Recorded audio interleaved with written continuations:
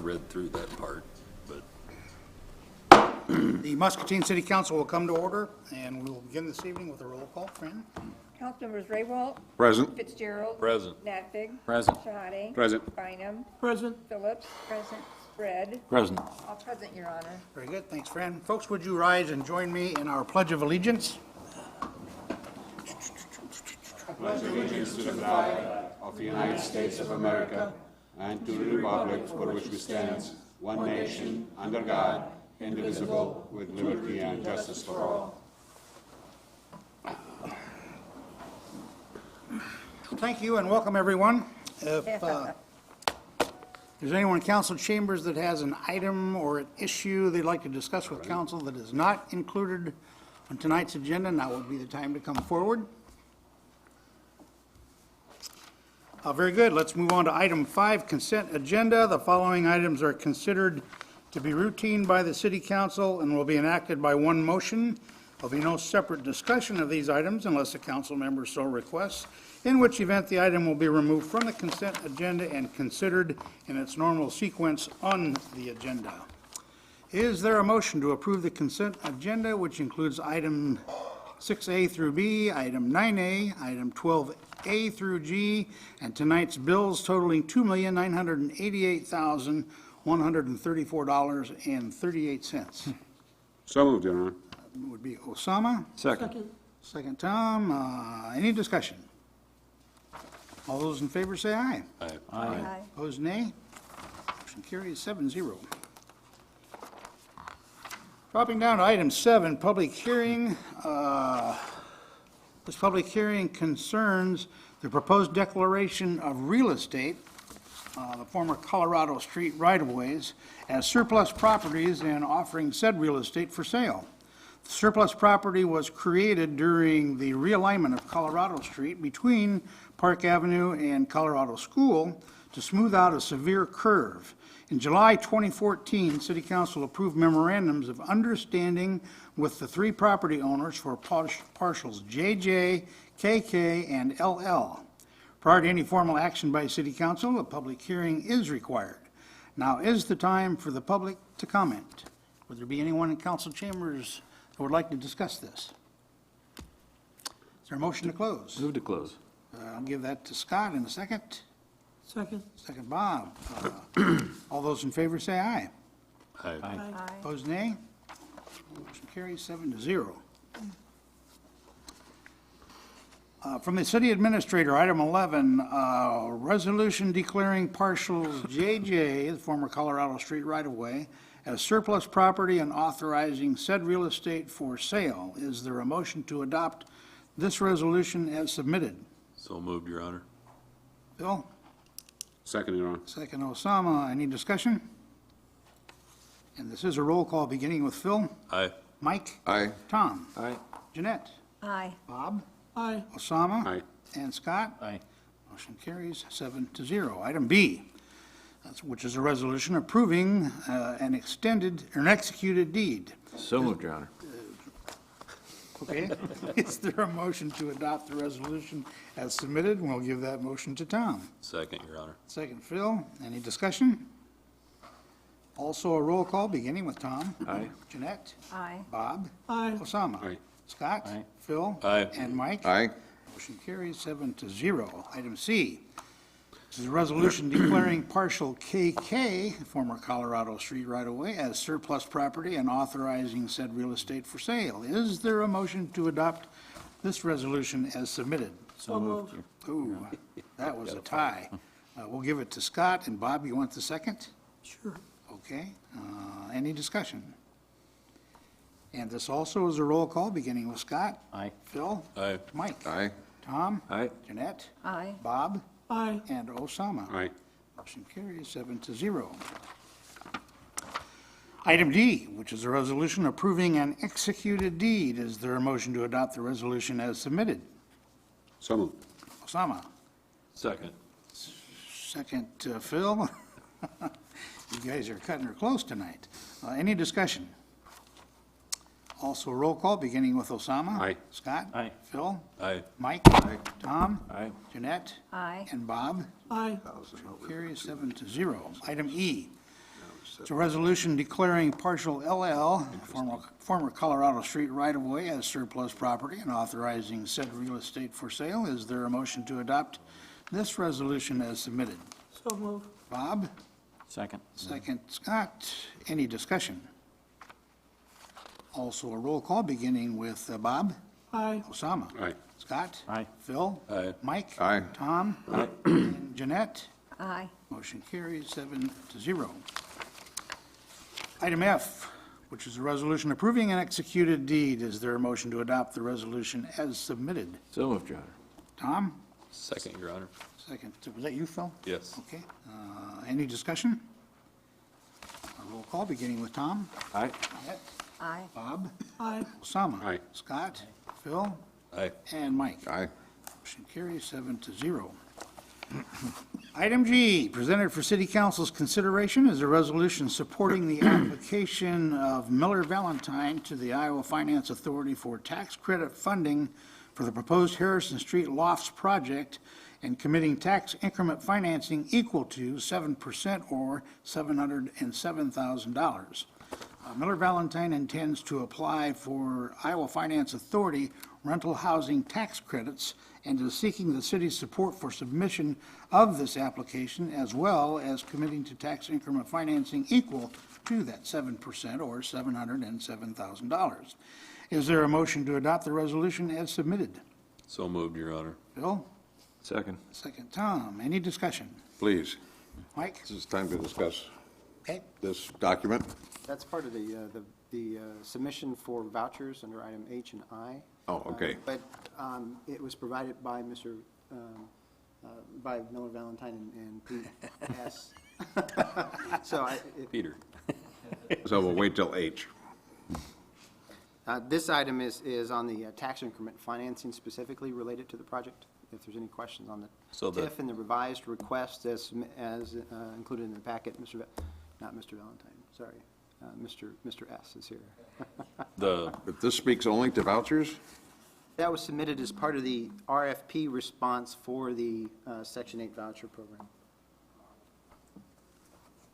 which is a good study. Well, Greg, is it appropriate to have any read it. discussion about the range and the 5 to 7% that's noted? Absolutely. Yeah. Sure. If you could go up to the podium for the discussion. Peter, take the microphone. Good evening, Council, Mayor. Thanks for your time again tonight. As we came to you a couple weeks ago, we had presented the concept of potentially needing incentive to be competitive. The vouchers are a big help. What we did find out after last time we met was as you use the vouchers, which creates 35 points in the project scoring, you lose 30 points in other categories that you're no longer eligible for by using the vouchers. And therefore, you can net ahead, or we hope we can net ahead, about 5 points. But obviously, that's a lot different than netting ahead 35 points. And therefore, we feel these incentives are very much needed for the project. I can tell you that we think this project's going to score in the mid-130s. 230s, that is, in the scoring system. That is a very good score.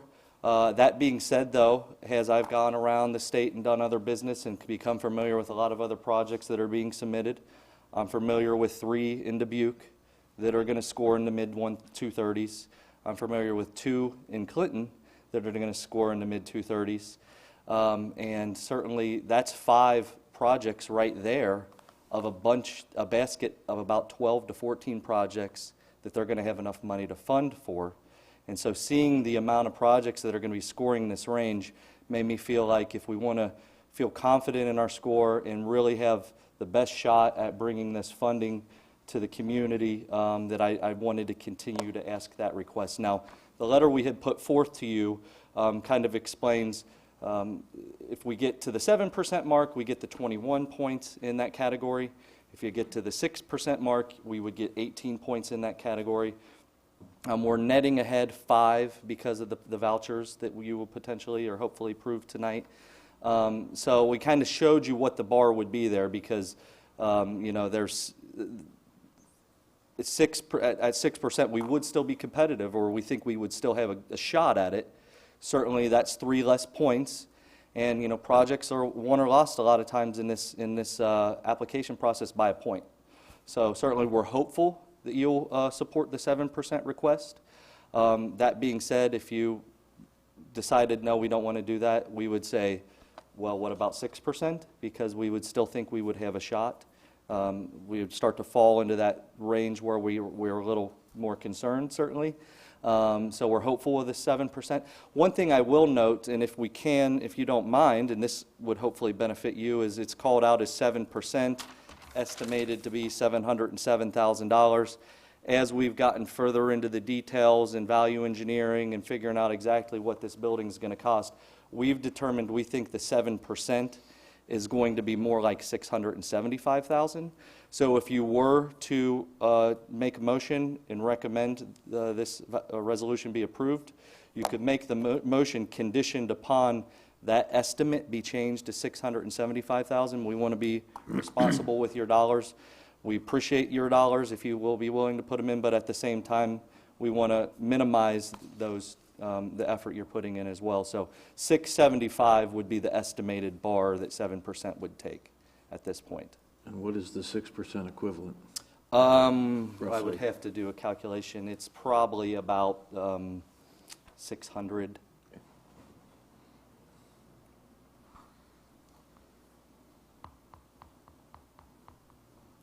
So while he's calculating that, the 7% of the on TIF dollars, it's so much over 10 years or so much over 20 years. What does this equate to? 7% for 10 years? Our estimates were if it was structured on a 10-year TIF, Okay. it would be somewhere between 70 and 80%. If it was structured on a 15-year TIF, It's in the number. it would be around 55%. With a $3.5 million minimum assessed value. Right. We can see that. Somewhere in there. That value on it.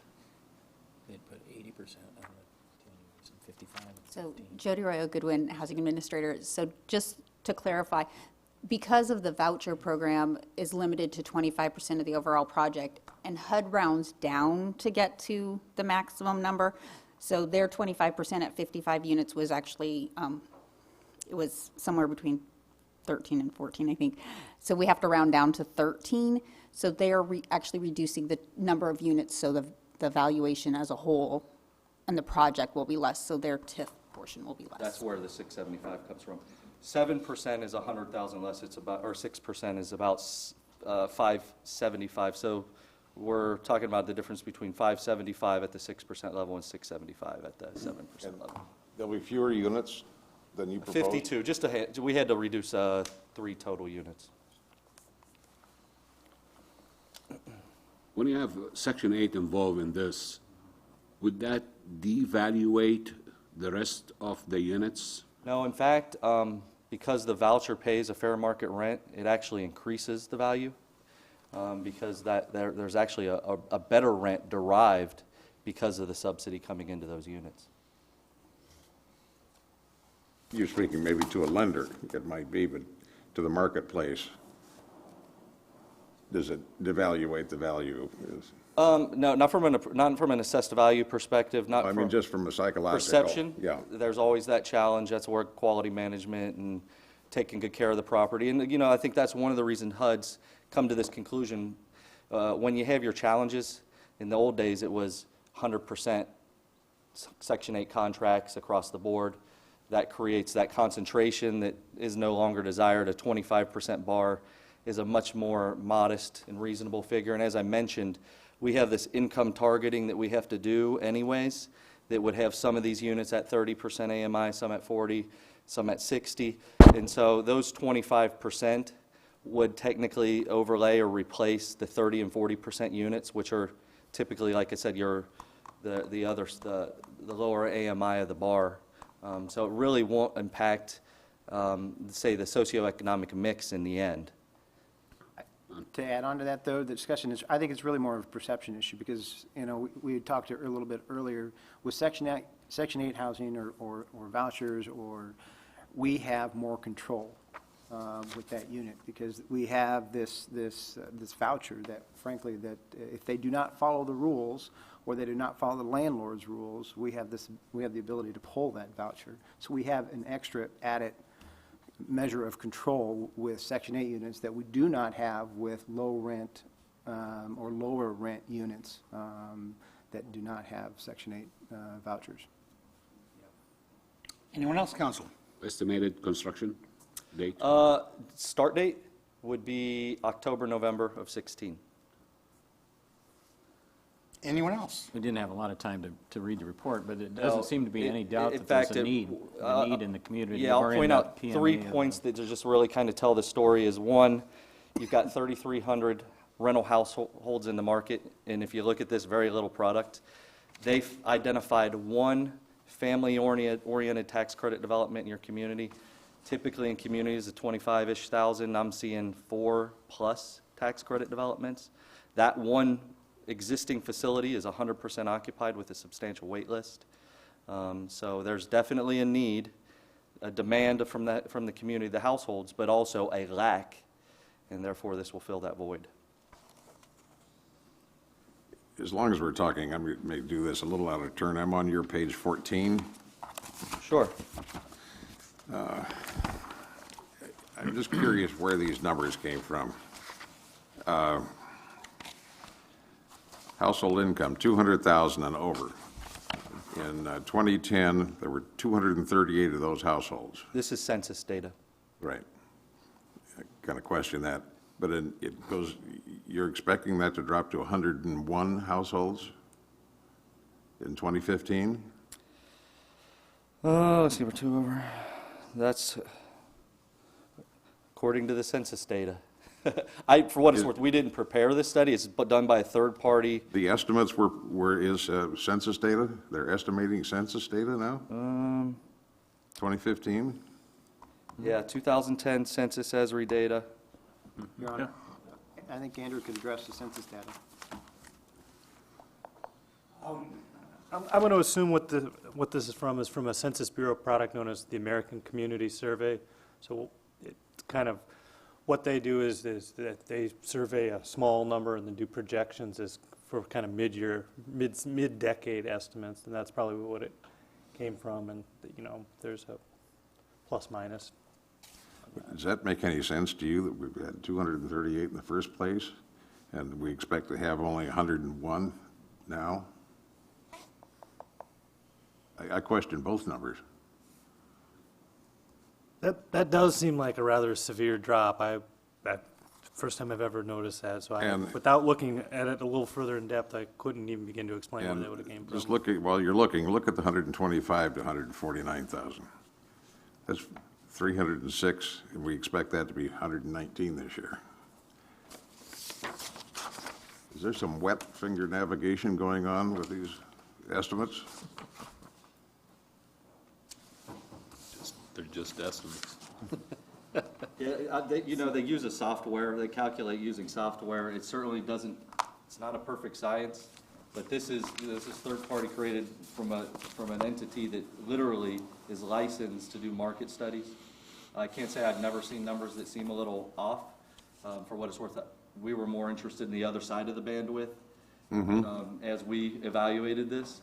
I don't know if that has something to But do it with it. questions all the numbers. So just for clarification, as Andrew said, it's from the American Community Study, the ACS, which is a very small number of communities that they actually survey and then extrapolate that data. So they're probably not looking at a Muscatine-sized Iowa anywhere in the Midwest. They're looking at a lot of larger communities and other communities that have probably been a little more affected by some of the economic downturn and haven't kind of recovered from that at this point. So it's the extrapolation process that kind of extorts it a lot of times. It seems seriously distorted. All these numbers would then. I would just be subject to- speculating if I tried to give you correct answers, but one thing I will do for sure is point this out to our market analyst and say, hey, can you help us explain this? And we'll get certainly some sort of I don't think you follow-up. can. It just makes you question all the numbers. I feel confident the demand is still there, we're seeing. Oh, I agree with you. I agree with you. One of our goals is to try to get people that work in Muscatine to live in Muscatine. Right. And I see that this is one, and it's amazing that we've had you and another developer and now another one coming in and offering, in essence, to do what we need to have someone do, and that's build housing. And whether it's low income or not,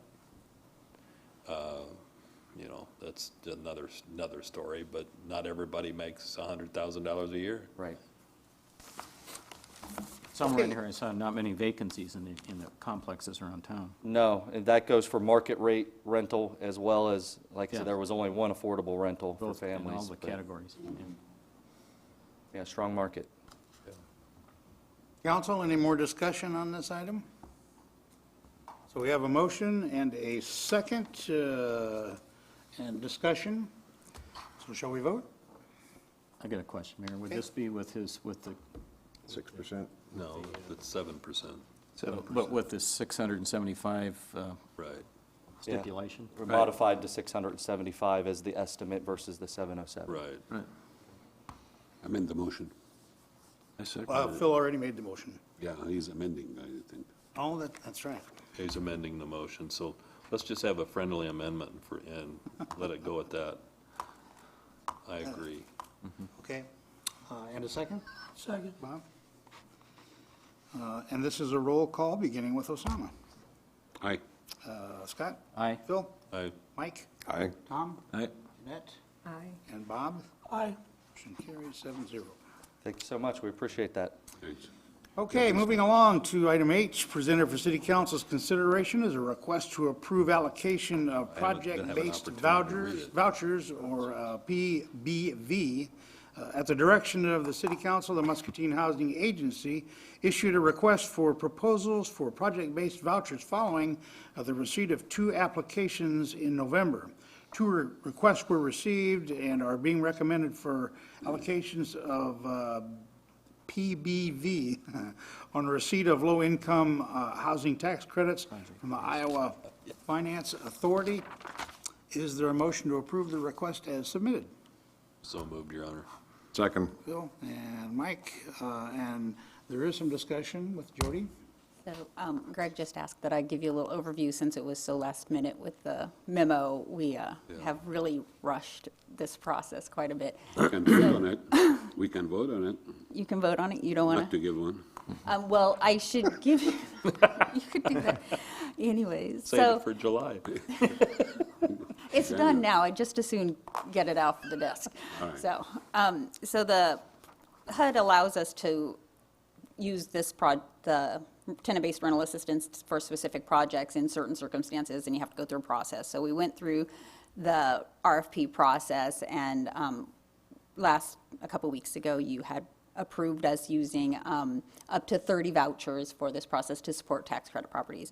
Obviously, we don't want to lock all of them in because we are looking at doing the housing study and kind of figuring out what we need and where we need it. So we want to have that availability too.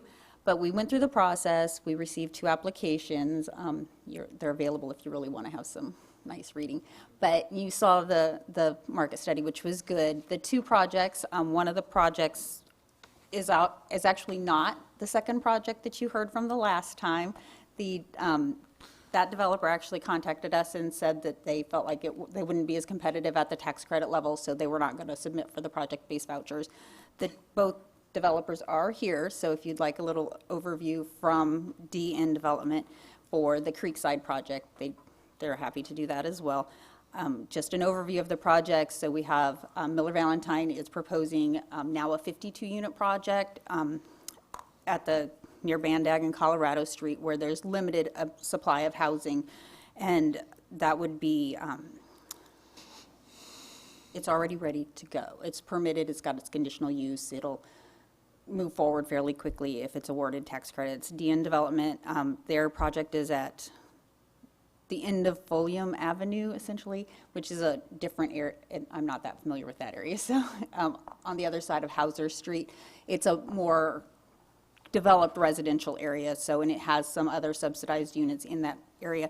just want to make it clear, and they're proposing an elderly complex, which is fine, and theirs will be now 48 units. And again, this goes back to the fact that we're limited to 25% of a project unless there are special conditions and special supportive services provided, that they can only use 25% of the project being project-based. So, and our rounding down meant that they each had to reduce. So those would be 48. And the Harrison Lofts would be 52 now. And then so the proposal is actually to allocate 13 project-based vouchers to the Miller Valentine Harrison Lofts project and 12 to the Creekside apartment complex for seniors. So Creekside's on the West Foley?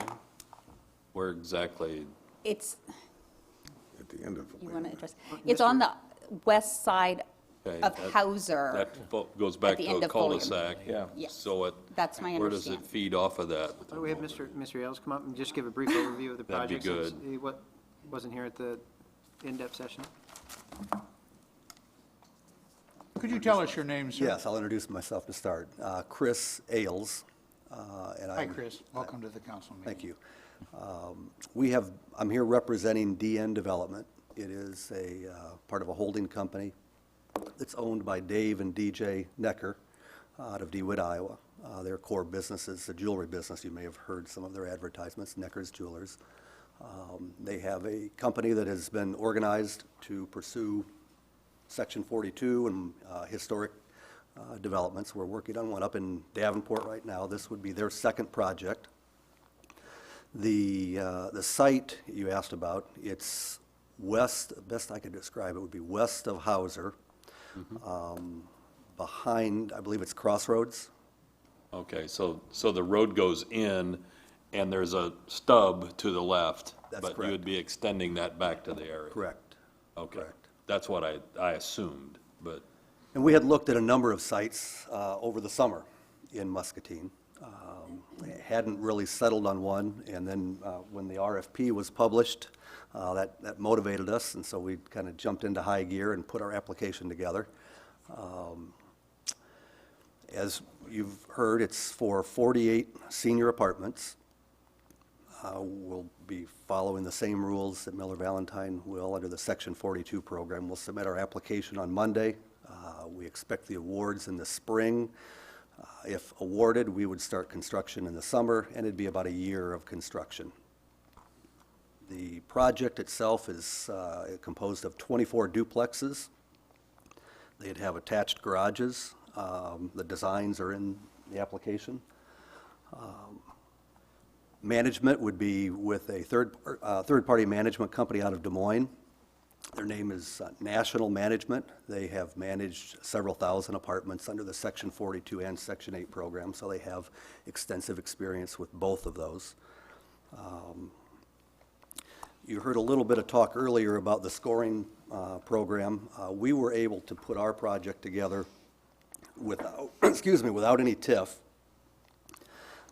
Trying to keep this simple for you, under the Iowa Finance Authority's program, they have, before you get to the scoring, different pools or set-asides, and there's a separate set-aside for senior projects. And so although their project may outscore us with the additional points with the TIF, we were able to put ours together financially without the TIF, and we're hopeful that under the set-aside for seniors will be funded. So that's a brief overview of the differences. Market study. There are two Section 42 properties in Muscatine.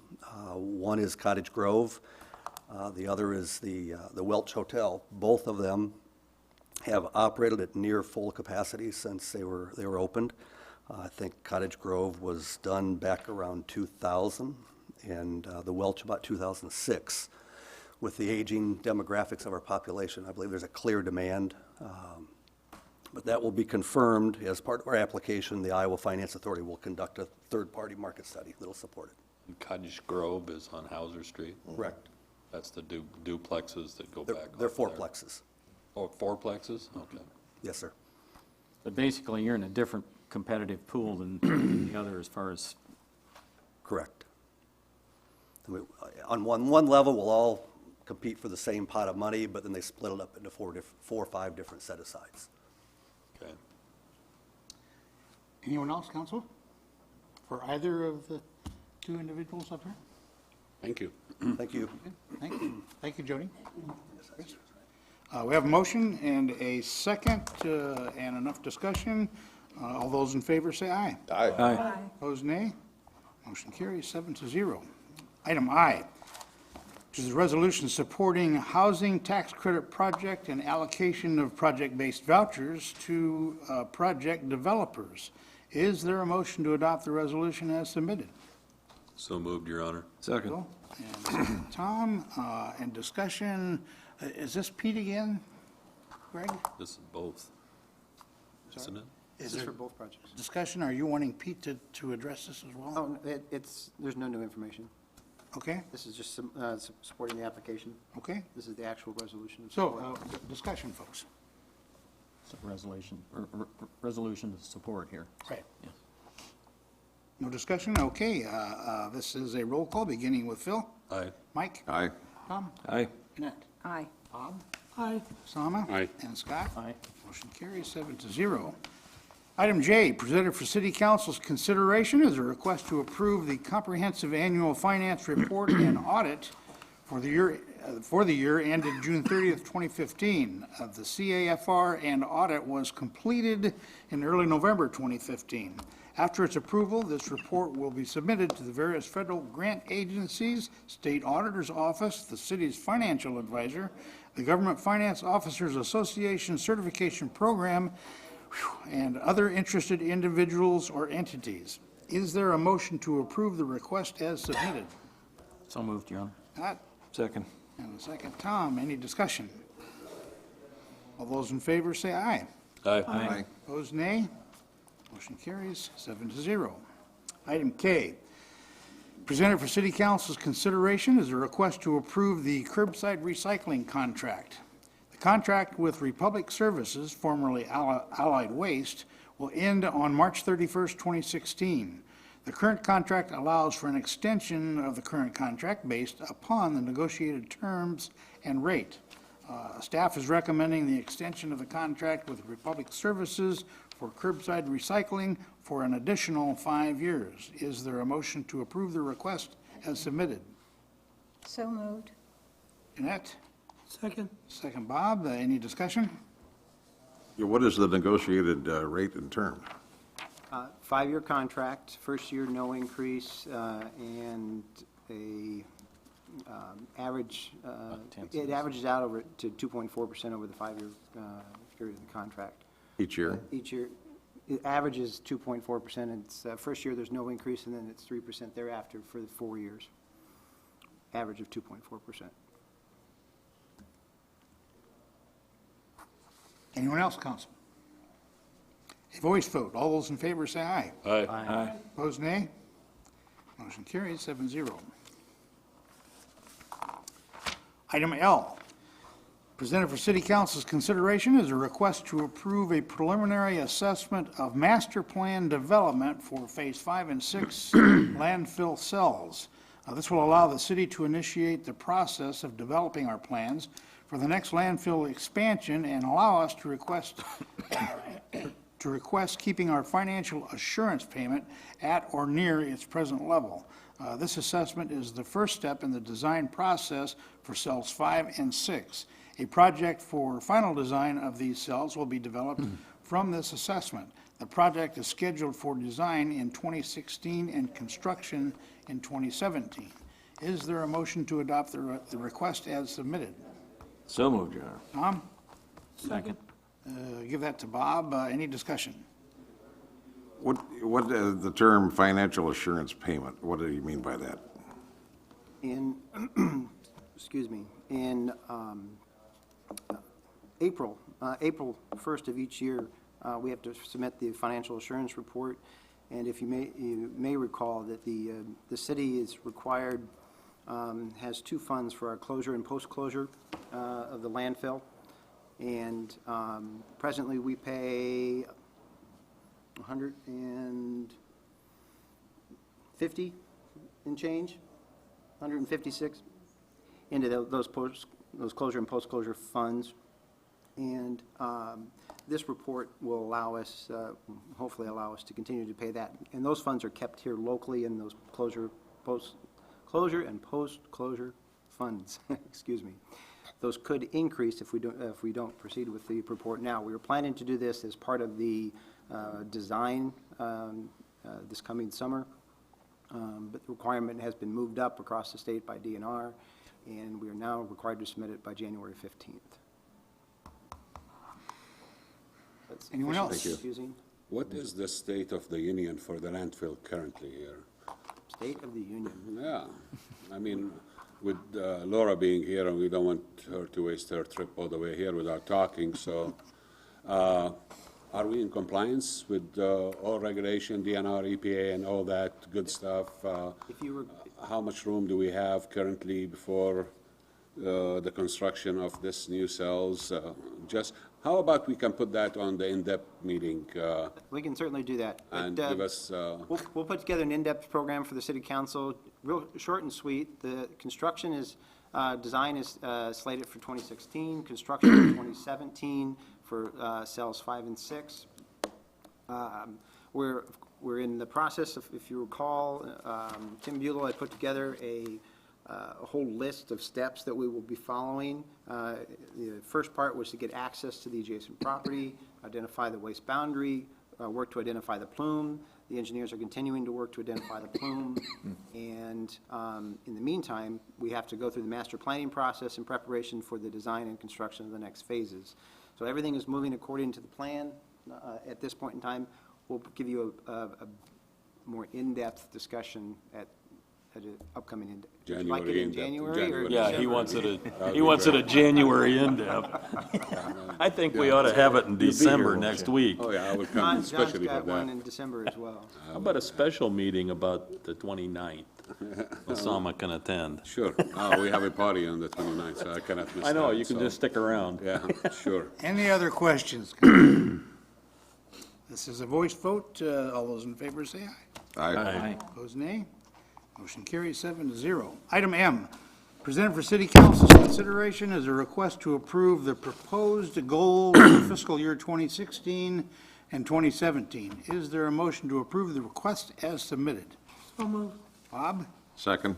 Second, Mike. Any discussion? I had a request to delete, I'd move to delete the phrase that says target population of 25,000 by 2020 and 30,000 by 2030. That was on item number 5 of long-term goals. I thought we had addressed that by saying we'd basically want people to live and work in the city of Muscatine, and we didn't have to have this particular specific description. So I would move to amend. Second. Bill and Mike's on the second. Any further discussion? Also a voice vote. All those in favor say aye. Aye. Opposed, nay. Motion carries 7-0. Item 14, communication from council members, beginning with Councilman Rewald. Don't we need to have, we voted on the amendment? Now we need to vote on the main motion. Amended motion. The amended motion, Mayor. Back to the amended motion, Or which motion as amended. Phil made the motion, right. Yeah. And a second, I second it. Mike. All those in favor say aye. Aye. Aye. Opposed, nay. Motion carries 7-0. Right? The original. Approved the We amendment twice, we didn't we? approved the amendment, now we have to approve the original motion as amended. As amended. Okay, let me back Bob up made then. that. Bob made that motion, and Mike seconded it. Right, That's what. That's the one that we're voting on. yeah. All those in favor say aye. Aye. Opposed, nay. Motion carries 7-0. Thank you, Mayor. Now- There you go. Now we're back to Councilman Raywald with comments. For comment or questions? Well, I'm glad we're going to have an in-depth on the landfill, because I was going to ask about the wells that were to be punched on in September. That happened, and the plume has still not been identified for the boundaries. they're continuing, they have additional wells to drill in place. And have they been placed?